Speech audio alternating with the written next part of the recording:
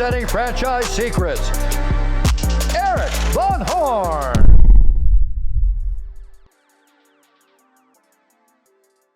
If you're not a part of the Franchise Secrets Facebook group, what are you waiting for? It's franchisesecrets.com/Facebook. I cannot believe how valuable this group turned out to be. When someone asks a question, the feedback is honest, authentic, very helpful, and it's from multiple perspectives. If you're not sure that you're getting the most accurate information about franchising, then check out the largest, most helpful Facebook group in all of franchising. Whether you're a Z, a Zor, a buyer, or investor, join our free Facebook group at franchisesecrets.com/Facebook. Welcome to the Franchise Secrets podcast. Erik Van Horn here today with a friend of mine who's done some amazing things in franchising with his wife, Jessie Hudson. He is one of the early franchisees at the Exercise Coach, started helping them sell franchises, basically turned over the reins to his wife, Amy, who's an amazing person and has taken that business to the next level. And they own 3 of them right now. They've been in it for 5 years, but he's a franchising expert, franchisee, works for the franchisor, franchise development, early stage brand that is grown. And I would say with healthy, strong growth.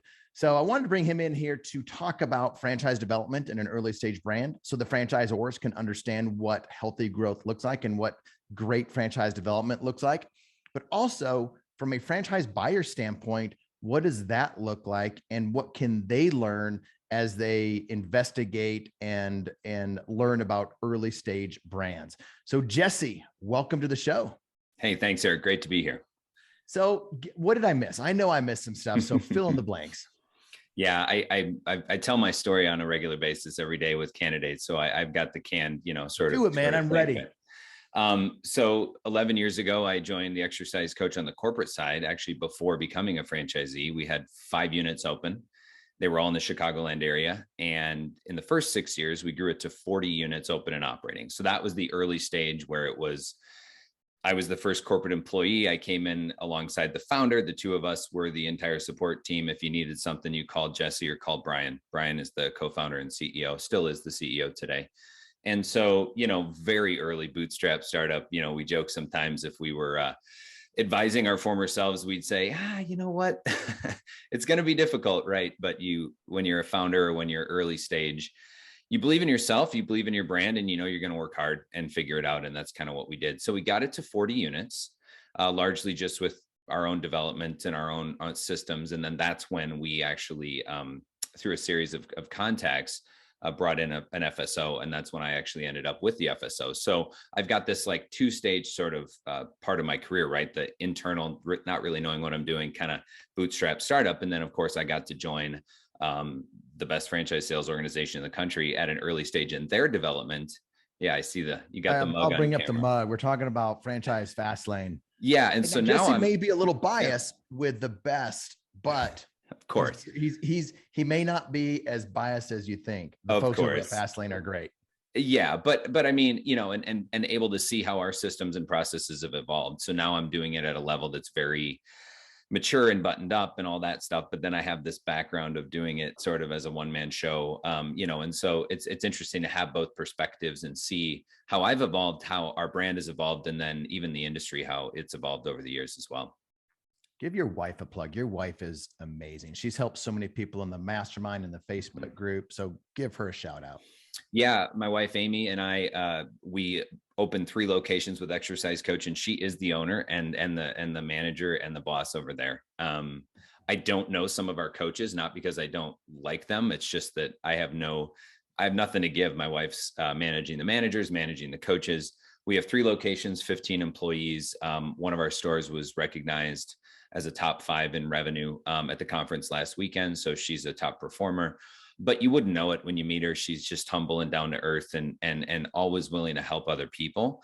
She was a former teacher, a high school teacher, and then a stay-at-home mom. And also during that time, we were kind of helping take care of my grandfather who needed some help. So I used to joke she had 2 little girls and an old man, that she would take to the grocery store once a week.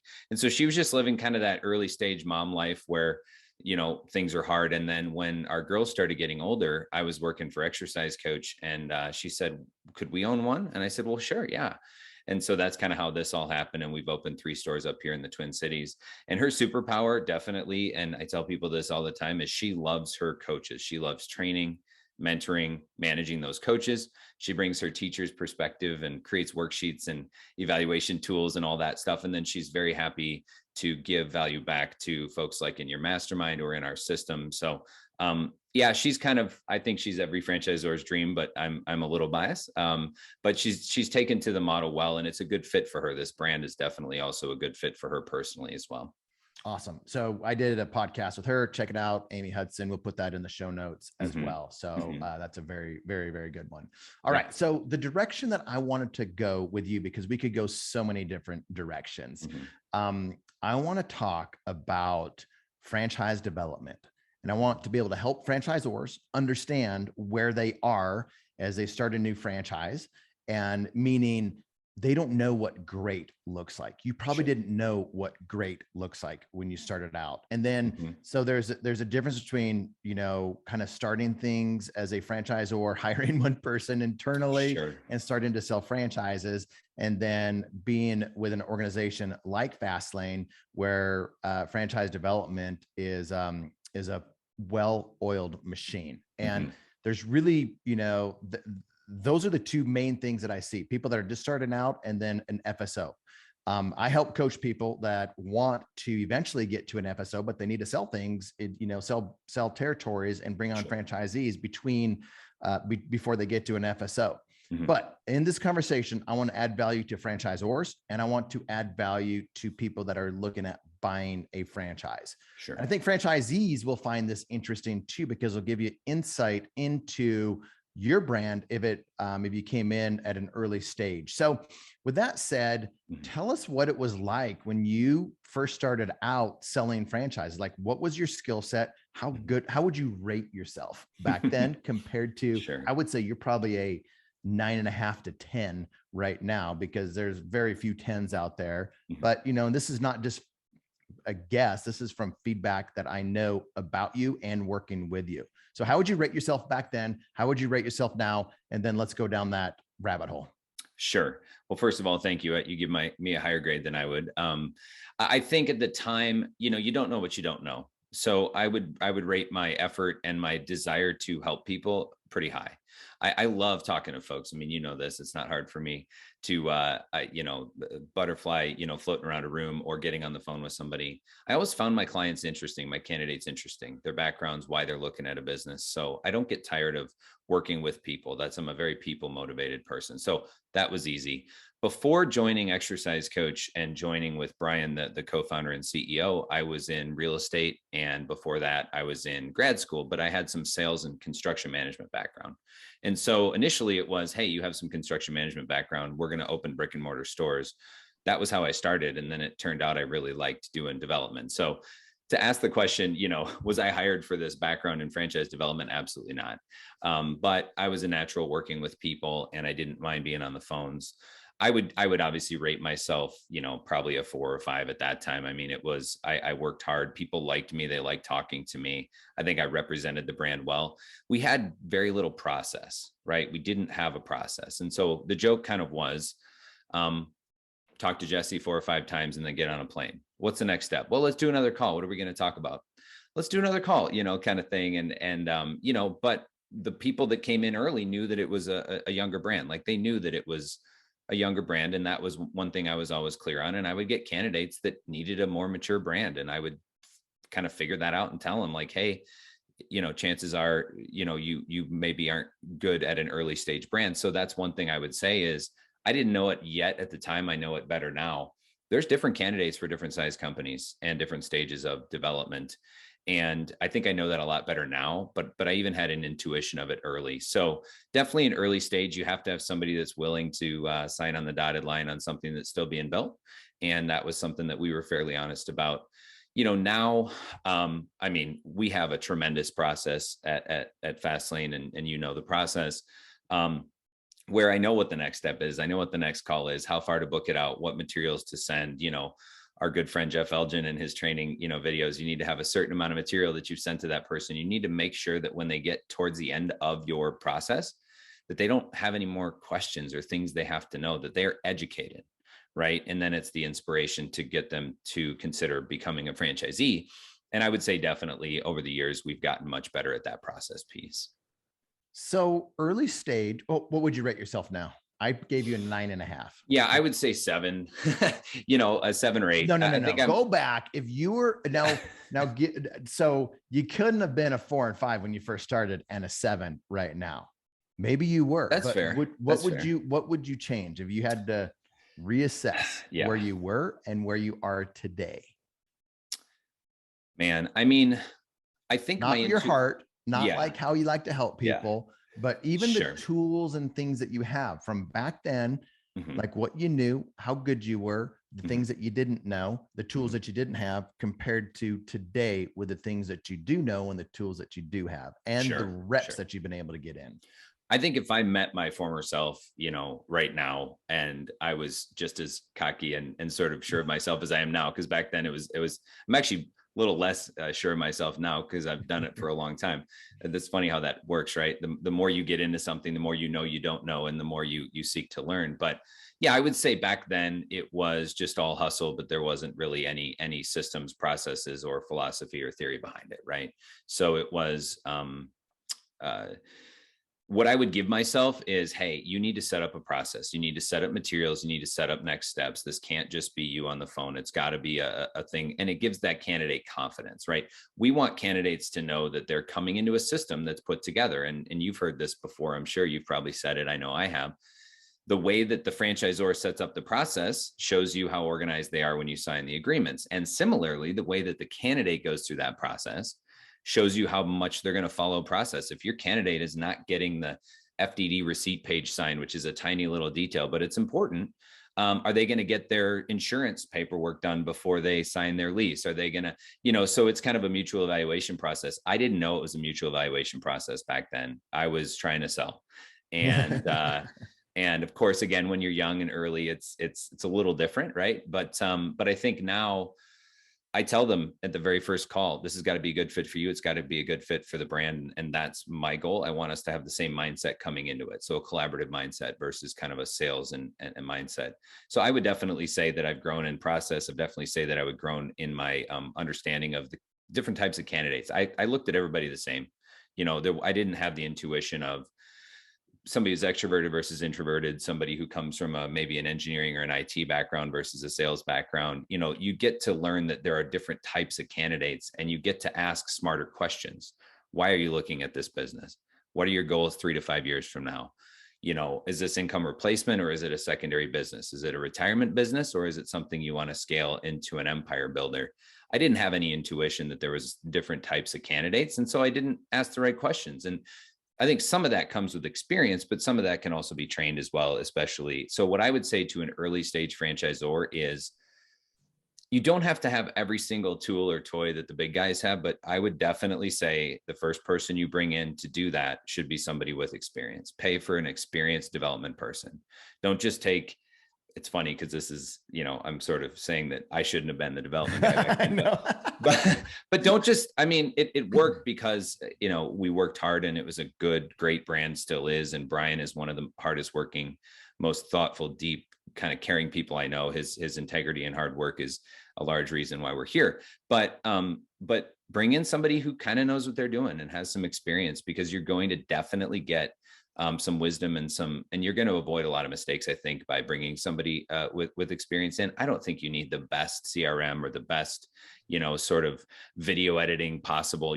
Don't spend a ton of money, a little bit, but not a ton on high-end, tools and toys. But I would definitely spend on that first person if it's outsourced or internal, and make sure they have a good reputation in the franchise community. That's the other thing I would say. No, that's good. So let's talk about, so when I coach in some of these franchisors that don't have the depth of experience, they don't have the reps, and bringing in a bunch of franchisees, they're just so they don't know what they don't know. For one thing, the smart ones know that, and that's why they reach out to me, or they reach out to others, or they get help from other people. But what would you what is it like for Well, let me back up. Different types of candidates. Yep. Franchisors, early stage franchisors waste a lot of time with the wrong candidate. Mm-hmm. So what are some of those smart questions that you ask? What are some of those things that that you've learned over the years to help you not work with the wrong candidates? And you're really helping them while you're helping yourself out at the same time, so they can leave better informed after talking to you than they were before they talked to you. Yeah. Yeah. I would say the number one thing is the stage of development that your brand is in.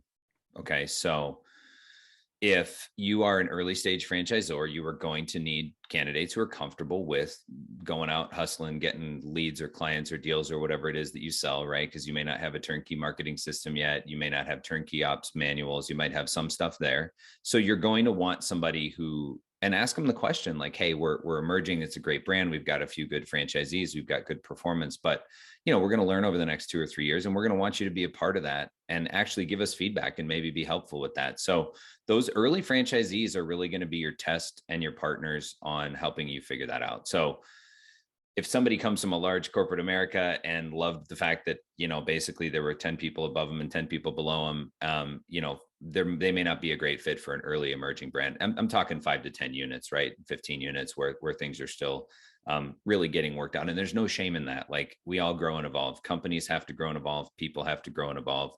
So there's no shame in having better tools 2 years into your franchise than when you start. You just have to be honest about that. The second thing is your business, this is one thing I've noticed because I work mostly in the fitness industry, although I've worked a little bit now with a service brand, very, very little bit, but with one of our service brand partners at Fastlane, completely different candidate.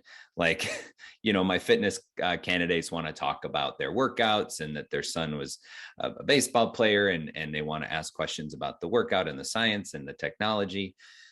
They're more people oriented, more extroverted, and they need to be, because even if they're not going to be in the studio in a fitness concept, they are going to manage people who are. Your coaches, your instructors in fitness, your beauticians or cosmetologists in beauty are going to be people. And so you need to know how to manage people. If you're in an operationally heavy business that's in the trades and the services, somebody who has more of a introverted operational background might do much better in that. So look at your franchisees. If you have enough franchisees, 5, 6, 7 different owners, look at their personalities, look at their sort of proclivities, their and see if there's a pattern. There are tools out there that you can use to try to help you with that. They cost money, and sometimes that's not, in the budget, but even just sort of being thoughtful and saying, what type of person. The third thing I would say is, your business is good at certain things and it makes a certain amount of money, and you might not be able to say exactly how much money it makes depending on your FDD, but you want to make sure that if a franchisee buys your franchise and becomes and gets in the top quartile or the top half, that they're satisfied with that they know what to expect. And if they do well, that they're happy. And I know that sounds funny, but sometimes candidates have an outsized expectation of earnings or growth potential or whatever. So make sure that person, and this can be tricky if you got to be careful with numbers, as you know, but make sure that they validate well and that they know good performers do this. This is how fast it takes. This is how much they can earn. And if you were in that top half, top third of the system, would that be something that you would be happy with the purchase? And there are some people that come out of corporate America that just expect results immediately or a certain income immediately. And you may not figure that out if you don't ask the right questions. And they're the ones that can be top performers and somehow dissatisfied, which was a surprise to us, I think, early, that some of our better performers literally thought they weren't doing well, and we were super proud of them. So those are just 3 things that I would say: the profile of the candidate, make sure that they're good with early stage, and then make sure that you've set expectations for what success looks like in your system, and that they would be happy if they were to achieve that level of success with you guys. So franchisors listening, if this isn't just a no-brainer to you, if you haven't heard this, if you're not practicing this is franchise development 101. Yep. We are not talking about anything special right now. No. Like, these are the basics of the basics. And I think, this is where early stage brands just waste a lot of time working with the wrong candidates, or they just don't even know what a buyer looks like. Because a lot of people they love to look at brands because it gives them a dopamine hit of they're going to be an entrepreneur someday, but they're never going to do it. And that goes into some of the personality type stuff. But this also goes into bringing on the right people, because the worst thing that can happen besides losing the right candidate is you bring on the wrong candidate that is, and we're stereotyping people, but you probably should be looking at, like, if you have an engineer, but you need somebody that is an outgoing sales type personality, probably not going to be the right fit. Let's say you're really good at sales and you brought them in as franchisee number 1, 2, and 3. You've just made a massive uphill battle for your brand. So it's not just bringing in the right franchisees, but it's avoiding the wrong ones from a time wasting standpoint to actually, oh my gosh, we actually sold the wrong franchisee. Now they're part of the brand. And that probably happens more often than not. So thoughts, comments on that?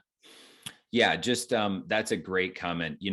Again, I keep kind of talk about fitness, but with our fitness brand, people fall in love with the workout and they come to us and want to buy the franchise. And that happens in food, and it happens with pets and beauty and different things. And so I think we ended up bringing on a few people who were clients who loved the business and opened a location. But in retrospect, they wanted to buy this business, but they weren't really looking for a business, and they just kind of got excited and bought it because they really loved it. And they were good, honest, hardworking people, but they really weren't like ready to open and run a business. And so our CEO, Brian, whenever I have a candidate that happens to be a client, he goes, "Have you asked him the question?" And I'm like, "Yes, I've asked him the question." And the question is, are you interested in owning a business, or are you only interested in owning this business? Now, that is a huge difference, because when you get on the phone with a candidate who's like, "I've been eating your ice cream or training in your studio or bringing my dog to your dog groomer, salon, and I love this. You guys are brilliant and smart, and this is so cool, and I want to bring it to my town, or my daughter's needs a business. We're going to partner, and it's dopamine. Like, you're like, this client loves us so much, they're going to open a business, and it can work.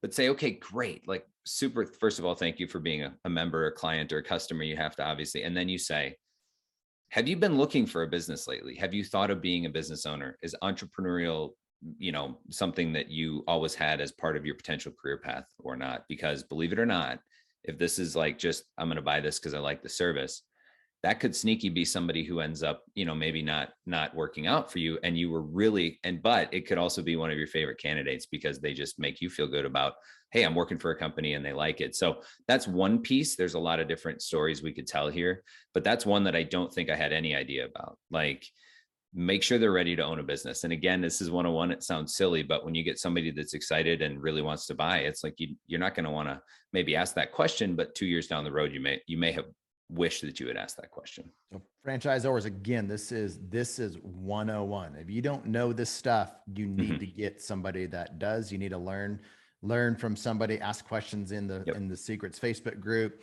Like this is so basic. So my point in this is I want franchisors to understand the things that they don't know, at least so they know that they don't know what they don't know.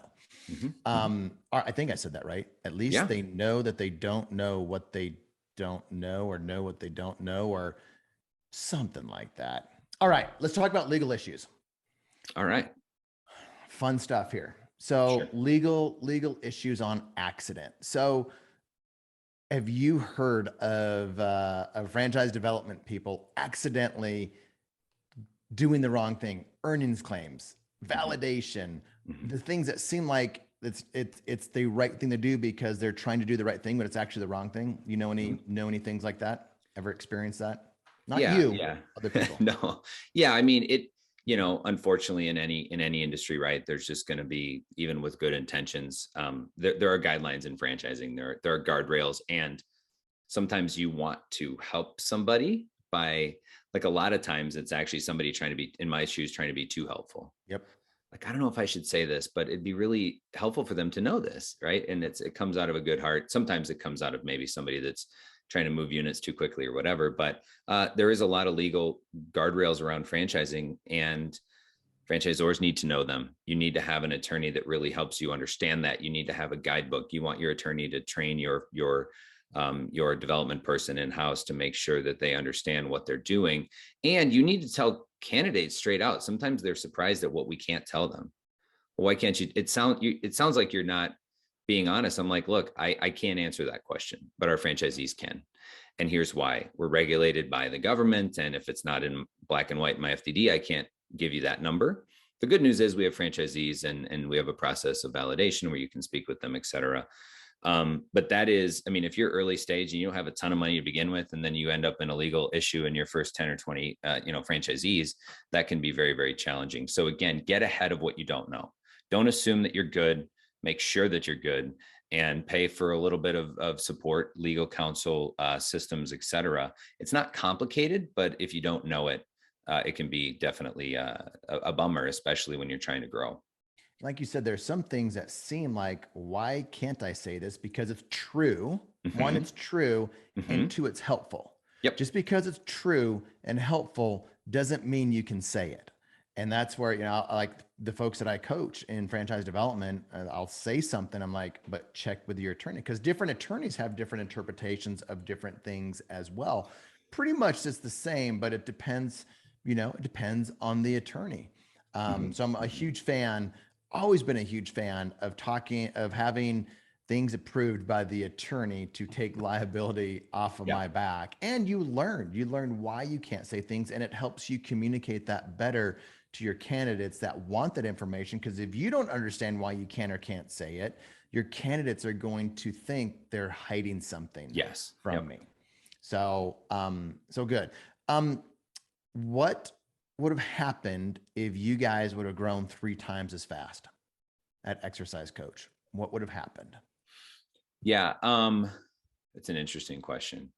We had a supply chain bottleneck that we had to fix.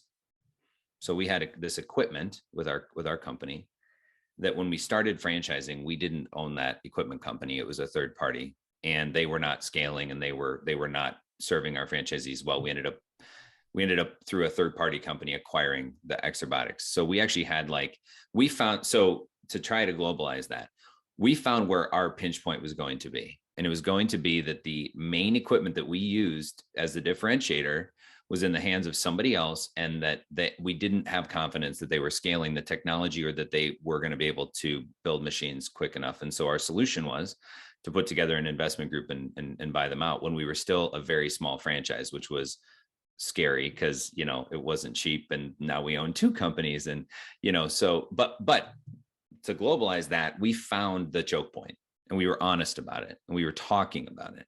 So every brand that's growing, if you grow 3 times faster, what's going to break? What's going to break first? And be honest about it, and talk about it with your board, or with, your consultant, or your coach, or whatever. And again, it's easy to not be honest about your own baby, especially if it's your baby. Like, why wouldn't everybody want to do this? Right. But be honest and ask your franchisees, like, hey, what's the one thing that you're worried about, or the 2 things operationally that you're worried about? I think just be curious and be honest and humble about that. If we would have grown 3 times faster in our experience, I don't think we would have been able to keep up with the scale on the technology side. I also don't think we were probably quite ready on the marketing side. So we didn't have great marketing systems. Honestly, I believe we have one of the most turnkey marketing systems of any franchise I've ever seen. Lead generation is not a problem for basically any of our franchisees, but in the beginning, we really didn't. So those are the 2 things, I think, the equipment and the marketing, but we knew it. And we actually took a pause. We actually took a development pause right before going to Fastlane. We had sold some units, we had gotten to a certain scale, and we identified 2 or 3 things that needed to be fixed. Real estate costs were a little too high. The technology, we needed to own it, or something needed to change. And then our marketing system needed to be more turnkey. We made sure that those 3 things got fixed. And then we went and put our foot on the gas. And with Franchise Fastlane in the first 2 years, we brought in over 150 new territories. But I'm a golfer, so I use a golfing analogy. You can think baseball or tennis or whatever. If you try to add speed to a golf swing that's not aligned properly, best case scenario, it won't work. Worst case scenario, you're going to hurt yourself. So think of a baseball player, a tennis player. If they're trying to swing something hard, but their joints aren't aligned properly, they don't understand the mechanics of it, and they're not ready when they add that speed, then the ball is going to go in the wrong place, or maybe they're going to get hurt, or they're going to be ineffective. So when you're ready to grow, when you're ready to scale from that, sort of slower pace early to something bigger, make sure that whatever it is that isn't aligned, you're working on it. And again, be honest with yourself. That's one thing I would say. So you're going to have problems you need to fix. They're going to be different for every brand, but fix them and be I would say honest and also dogged in your desire to make things as good as you can each year. And you'll get there with the right mindset, in my opinion. So did you and Brian know that those were the three things that you should be focusing on next? Or was that part of Fastlane and Ryan and Carrie with their experience kind of saying, hey, these are three things that are going to be helpful as you scale? 2.5 of those things we identified and worked on before we started talking to Fastlane. And the third one we solidified when we started talking to Fastlane. And we brought up the third one. They were like, if you can do that, that's going to be a game changer. So we knew the technology. That's probably technology. No, it was actually the or lead gen. No. My God, so I'm wrong. Well, here's the thing. So cost. It's got to be cost. Real estate. It was real estate. So at the time, 2017, boutique fitness was blowing up, but it was kind of an arms race. Like stores were getting bigger, investment levels were going higher, right? Like, and we had this model that if we did it right, we could go into 1,200 square feet in an office space and pay $2,500 a month in rent and do a $10,000, $20,000 build out. It's called the suite model. And at the time, everybody was in these Class A retail shopping centers sign above the door because we thought we had to be like Club Pilates or Orange Theory or all the rest. You have a high-end fitness boutique, you put it next to an Albertsons or a Whole Foods, and that was the game plan. And Brian was like, I don't know, personal trainers used to go into office buildings or industrial and do it all the time. And clients don't come in off of a sign. They come in off of a Facebook ad or a mailer or, we go get our clients. And so the suite model was the one that we were working on, but we weren't sure how important it would be. And then when Ryan started working with us, we showed him the numbers on the studio model and it was sort of like, okay, with the higher rent. And then we said, well, what if this was the real estate model? We ran the pro forma potentially. And that's where, so we already had the equipment and we already had the lead gen, but it was that. And then this is the other thing. How do you place in the world of other franchises? So when you become a franchisor that starts selling franchises, you are in an industry, you have competitors, and you have to understand the positioning and the brand ladder in the mind of the buyer. So we were boutique fitness. Okay. There's, I don't know how many franchises, 40, 30 boutique fitness franchises at the time, right? It was a crowded market. You heard my presentations when I would go through the consultant networks and I would say, this is not another boutique fitness brand. And I would list off why. It was the age demographic and the real estate costs. And that was a differentiator. So we had a differentiator from the rest. And so, but that was a big thing for us. So we identified them pretty early, marketing and the technology, the real estate piece, definitely Fastlane said, yes. That's bigger than you guys know. But what they knew was what the franchise world would see. And we still didn't have that, right? So we still didn't have that just vision of the franchise world as a competitive landscape because we had still all been inside our own little world. So we thought, real estate, it'd be nice to lower your rent. They're like, no, not that it would be nice. That would be a main selling feature. And we actually leaned into that hard early. And that's how we got the momentum. So again, find somebody that has some experience and can look at it and say, you think this is cool and it's not bad, but this thing that you think is whatever, actually your candidates are going to really hit on this. And we need to make this the value prop or a higher up on the list of things. And that's where bringing in an experienced, franchise group or consultant is definitely going to help. That's interesting. I like that because they can look at things globally. They know what buyers want. They know what buyers will see differently. They know what buyers will appreciate about some of those differentiators. And everyone can or go get different technology to create technology. And you guys have that, and you guys have amazing marketing. But franchisors, they should have amazing marketing and amazing technology, or at least going down that path. Yep. But you guys had something that wasn't really seen before in real estate, and it's different. That's like what's one of the reasons Salon Suites blew up when I was part of Sola, is because it was so different. So all that makes a lot of sense. All right. In your process, where did you have a hole in your process where candidates were falling out of the process that you were able to fix and serve your candidates better? Great question. we've gotten better at facilitating independent discovery a little bit. So what I mean by that is, we send out the FDD and we send out like a workbook, a unit economics workbook, which the attorneys look over every time we update. Very, very detailed. You want that to be looked over and keep things, anything you send, you want any material you send, you want, to make sure you're doing it right. But now, over the years, now we have a podcast with Exercise Coach. And I say, hey, if you have scientific questions on the workout, I could sit here and I don't say it this way, waste our time answering it, or you can go listen to the podcast. It's a self-serve. It's an item it's a question I get all the time that we've created a library of podcasts for, so they can go listen to hours of kinesiology and be satisfied with that. We have video testimonials from franchisees that are recorded and talk about the brand. We've actually created a pre-discovery day, or we call it confirmation day now, pre-confirmation day module on our Trainable platform. This is Exercise Coach, not Fastlane wide, because every brand does it a little different in the Fastlane in terms of their process, where when they're ready to come to confirmation day, all the deep dive on the technology and on the marketing systems and stuff is in these recorded videos that corporate actually records. They have their real estate guy record a real estate webinar. They have and so I can give them this content for them to review. So I'm the quarterback through the process, right? I'm going to answer your questions and make sure that we're, simpatico on the first call. The second call, we're going to start to talk about what an FDD is, how to read an item 7, how to read an item 19. Then I'm going to get them into validation and weekly leadership calls. Those are every week. So again, it's a supportive, I know that's there. And I know that if somebody's like dragging their feet, like, have you been on these calls? Have you filled out your workbook? Have you, gone on the podcast?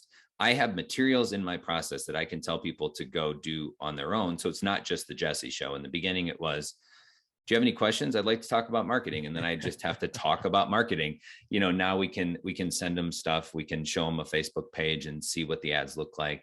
So whatever you can do, if you have a bunch of questions that you get every single time, if there's any way that you can outsource a little bit of get those people getting those answers. And nowadays, YouTube, podcast, there's a lot of different ways. So that's what I would definitely say is supportive materials.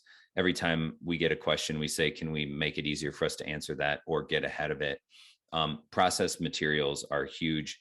And it shows that the brand cares and knows what you're going to ask and wants to provide you with those answers as well. So that's probably the biggest thing. I had 0 tools in my toolbox. It was really not organized early on. And that's something that Fastlane and definitely my years of experience have helped us to create at this point. So 2 things. One, candidates, if a franchisor is giving you information like this through a podcast, through videos, it's because they care and they're taking the time to do it, not because they're trying to push you off and just, so that's one comment on that. And Sure. The other thing, you said it just in the sentence, and I don't know that most people probably caught it. I don't even know if you caught it. I'm sure you did, but I want you to dive deeper into it. You said you do this.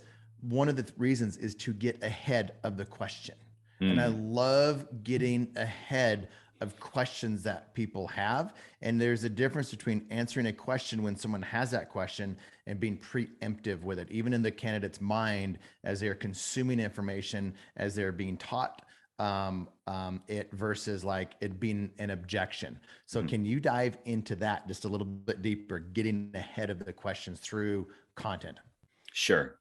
So in our company at Fastlane, we have a saying, no surprises.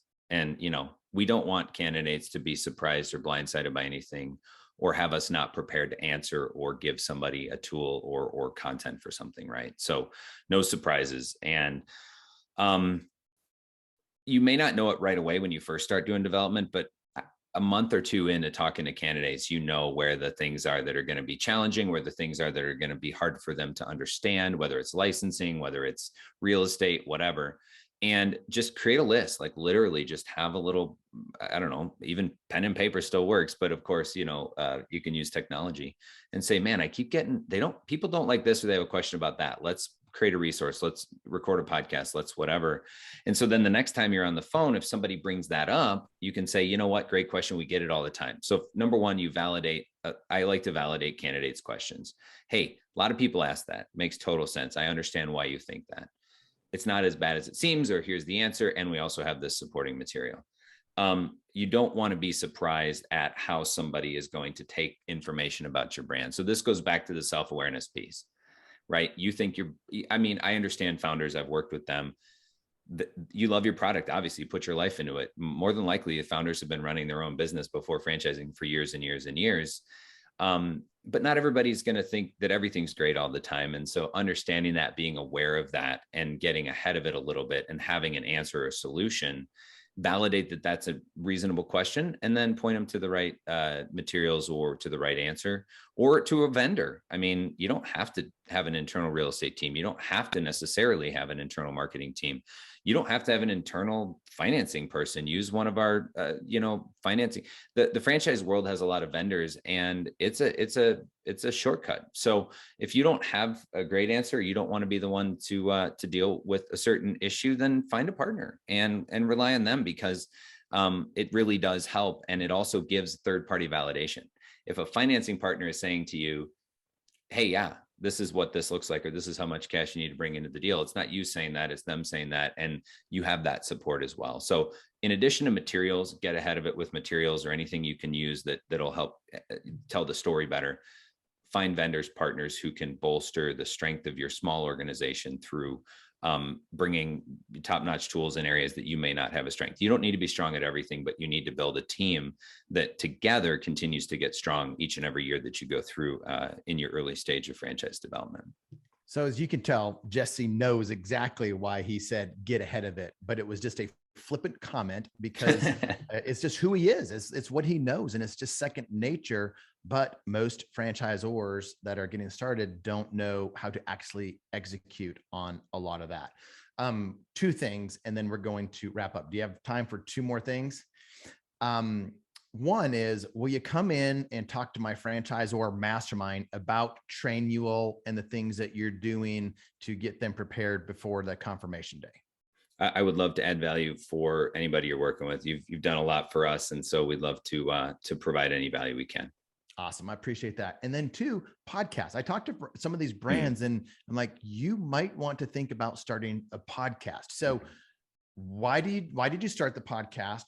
What is the purpose of it? And has it provided more value as you look back on it than that you weren't really aware of as you started it? So Brian, our CEO, wanted to start it because, as you know, the exercise coach has a unique exercise philosophy. It's not just, it's a little harder to explain, and there's some science behind it. He's brilliant. And so, just getting that out there. It was an industry expert on this thing. So if you're a brand that you're an industry expert, or you want to bring in industry experts, that's important.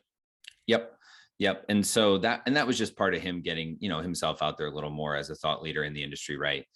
And my wife was able to be his co-host, which is cool. And that was fun for her, but she was the franchisee voice. Right. And he was the sort of the smart franchisor voice.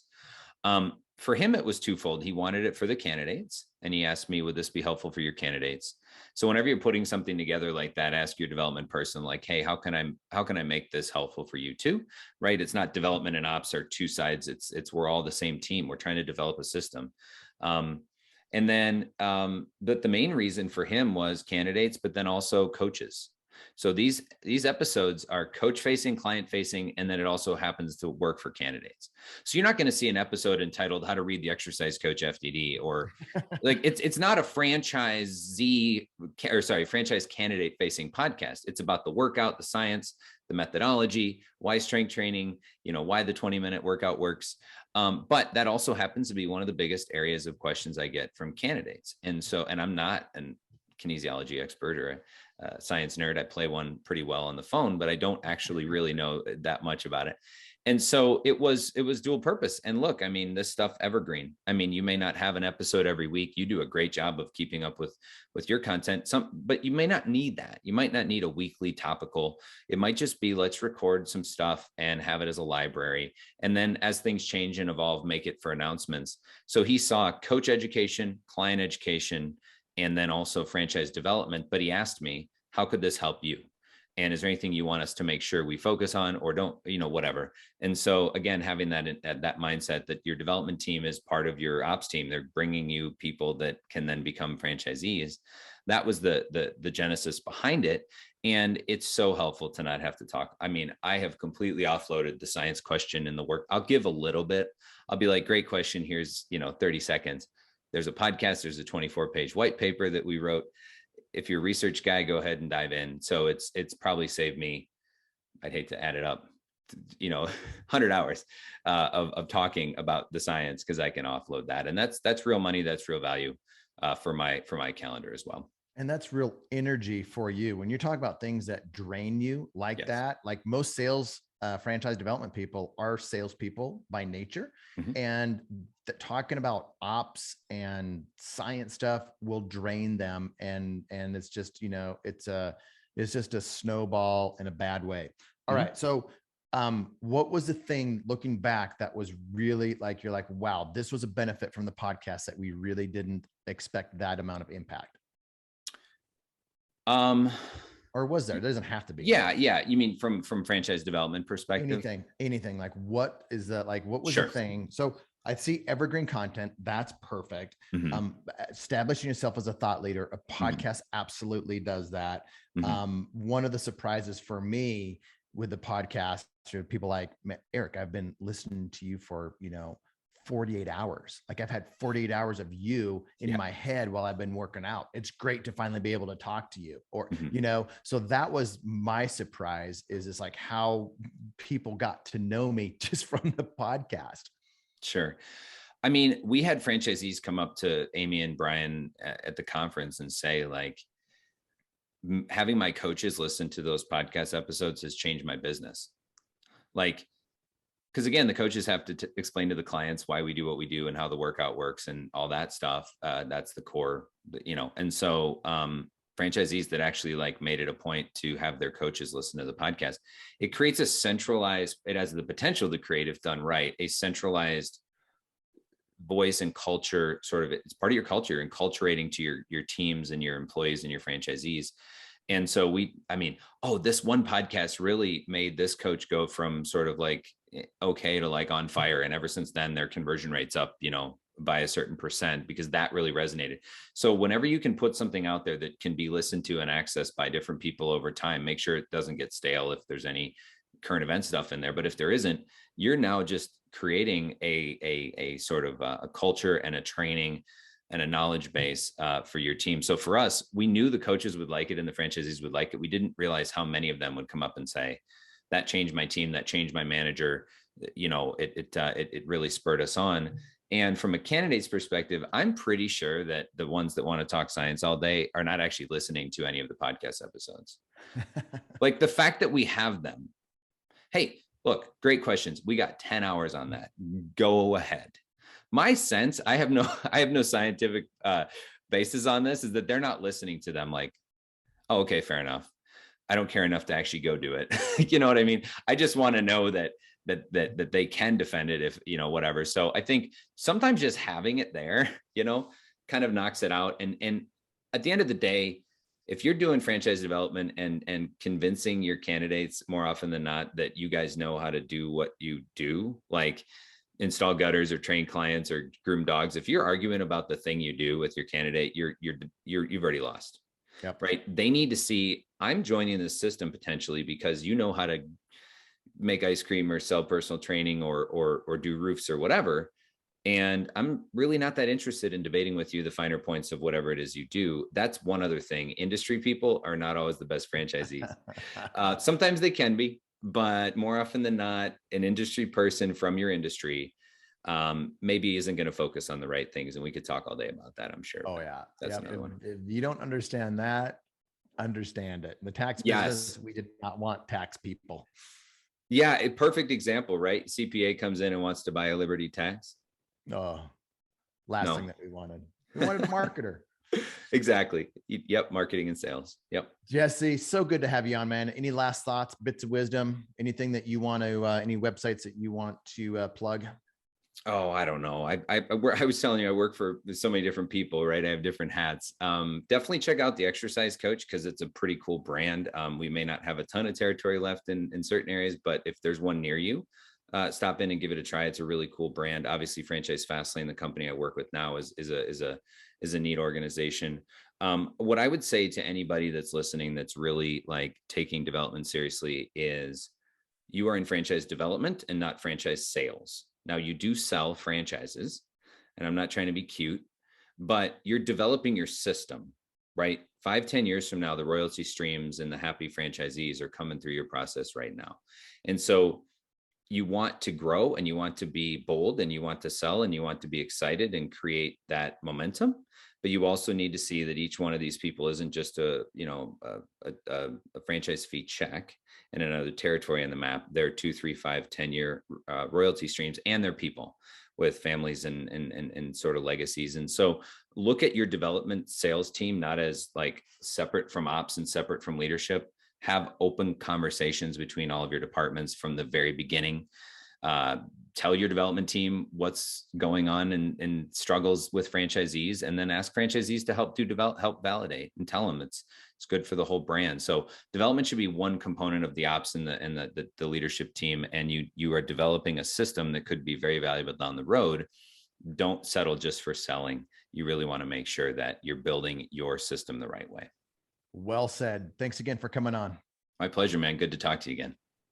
Thanks for listening to this episode of the Franchise Secrets Podcast. Whether you're watching or listening, please make sure to subscribe to my YouTube channel and to whatever channel you're listening on. If you want my help with anything from buying a franchise to franchising your business, please visit franchisesecrets.com.